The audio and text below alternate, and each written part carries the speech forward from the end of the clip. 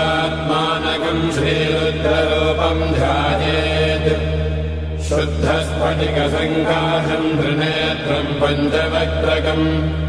गङ्गाधरम् दशभुजम् सर्वाभरणभूषितम् नीलग्रीवम् शशाङ्काङ्कम् नागयज्ञोपवेदिनम् व्याघ्रधर्मोत्तरीयम् च वरेण्यमभयप्रदम् कमण्डलवक्षसूत्राणाधारिणम् शूलपाणिनम् ज्वलन्तम् पिङ्गलजटाशिखामद्योतधारिणम् वृषस्कन्धसमारोढम् उमादेहार्थधारिणम् अमृतेनात्मदम् शान्तम् दिव्यभोगसमन्वितम् दिग्देवतासमायुक्तम् सुरासुरनमस्कृतम् नित्यम् च शाश्वतम् शुद्धम् ध्रुवमक्षरमव्ययम् सर्वव्यापिनमीशानम् रुद्रम् मे विश्वरूपिणम् एवम् ध्यात्वा द्विजः सम्यक् ततो यजनमारभेत् अथातो रुद्रस्नानार्चनाभिषेकविधिम् व्याख्यास्यामः आदितयेव तीर्थे स्नात्वा उदेत्य शुचिः रजतो ब्रह्मचारी शुक्रवासा देवाभिमुखस्थित्वा आत्मनि देवता स्थापयेत् प्रजनने ब्रह्मा तिष्ठतु पादयोर्विष्णुस्तिष्ठतु हस्तयोर्हरस्तिष्ठतु बाह्वोरिन्द्रस्तिष्ठतु जठरे अग्निस्तिष्ठतु हृदये शिवस्तिष्ठतु कण्ठे वसवस्तिष्ठन्तु वक्त्रे सरस्वती तिष्ठतु नासिकयोर्वायुस्तिष्ठतु नयनयोश्चन्द्रादित्यो तिष्ठेता कर्णयोरश्विनौ तिष्ठेता ललाटे रुद्रास्तिष्ठन्तु मूर्ध्नादित्यास्तिष्ठन्तु शिरसि महादेवस्तिष्ठतु शिखायाम् वामदेवस्तिष्ठतु पृष्ठे पिनाकी तिष्ठतु पुरतः शूली तिष्ठतु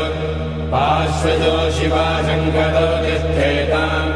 सर्वतो वायुस्तिष्ठतु ततो बहिः सर्वतोऽग्निज्वालामाला परिवृतस्तिष्ठतु सर्वे शृङ्गेषु सर्वा देवता यथा स्थानम् तिष्ठन्तु मागुम् रक्षन्तु ॐ अग्निर्मे वाचिः श्रितः वाहृदये हृदयम् मयि अहममृते अमृतम् ब्रह्मणि वायुर्मे प्राणे श्रितः प्राणो हृदये हृदयम् मयि अहममृते अमृतम् ब्रह्मणि सूर्यो मे चक्षुषि श्रितः चक्षुर्हृदये हृदयम् मयि अहममृते अमृतम् ब्रह्मणि चन्द्रमा मे मनसि श्रितः मनो हृदये हृदयम् मयि अहममृते अमृतम् ब्रह्मणि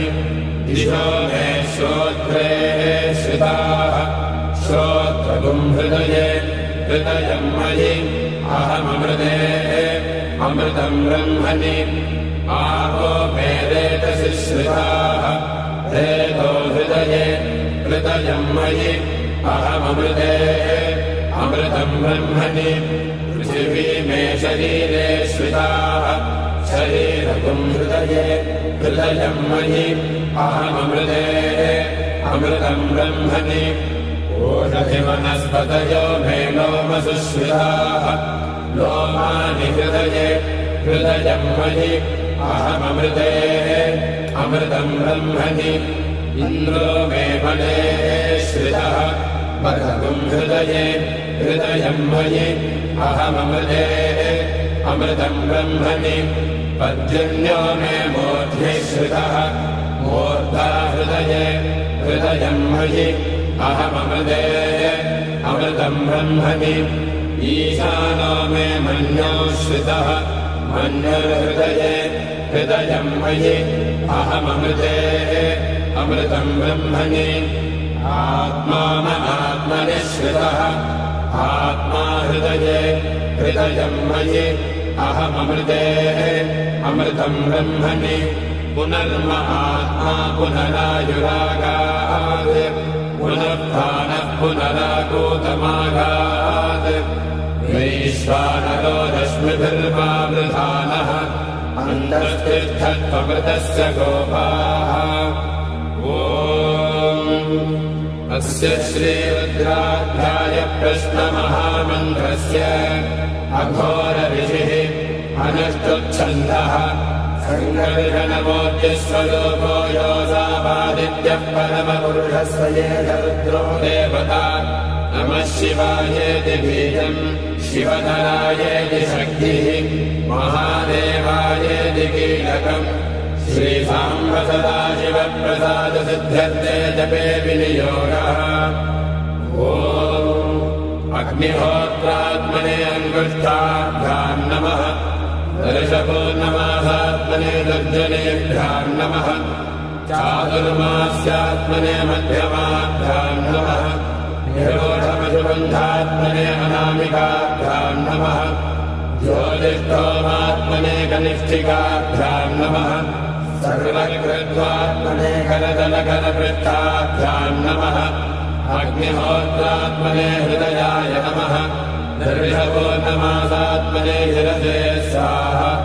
चातुर्मास्यात्मने शिखायै वषट् निरोधपशुबन्धात्मने कवचाय हुम् ज्योतिष्ठोमात्मने नेत्रत्रयाय भूषट् सर्वकृत्वात्मने अस्त्राय भटे भूर्भुवस्सुवरोभिषितिग्बन्धः ध्यानम्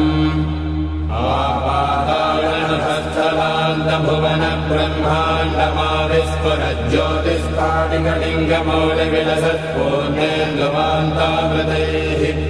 हस्तोकाप्लुतमेकमेशमनिशम् रुद्रानवाकाञ्जबन्धाये दीक्षितसिद्धये द्रोहणम् विप्रोभिविन्देच्छिवम् पीठम् यस्य धरित्रे जलधरकलशम् लिङ्गमाकाशमूर्तिम् नक्षत्रम् पुष्पमाल्यम् गहनकुसुमम् चन्द्रमन्ध्यङ्गनेत्रम् कुक्षिः सप्तसमुद्रम् हिमगिरिशयनम् सप्तपादालपादम् वेदम् वक्त्रम् षडङ्गम् शिवसनम् दिव्यलिङ्गम् नमामि ब्रह्माण्डौ व्याप्तदेहाभसितहिमरुजा भासमाना भुजङ्गैः कण्ठे कालाकमन्दा कलितशशिकला चण्डकोदण्डहस्ताः रक्षा रुद्राक्षमाला प्रकटितविभवा शाम्भवा मूर्तिभेदा रुद्रा श्रीरुद्रसूक्तप्रकटितविभवा न प्रयच्छन्तु सौख्यम्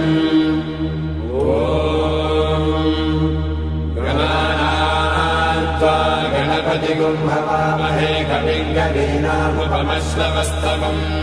ज्येष्ठराजम् ब्रह्मणाम् ब्रह्मणस्पत आनः शृण्वन्नोतिभिः सेदसादनम् ॐ महागणपतये नमः ॐ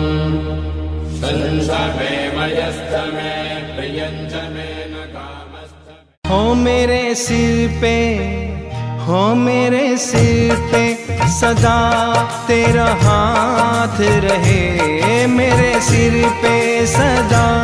तेरा हाथ रहे सचिया माता तू हमेशा मेरे साथ रहे सचिया माता तू हमेशा मेरे साथ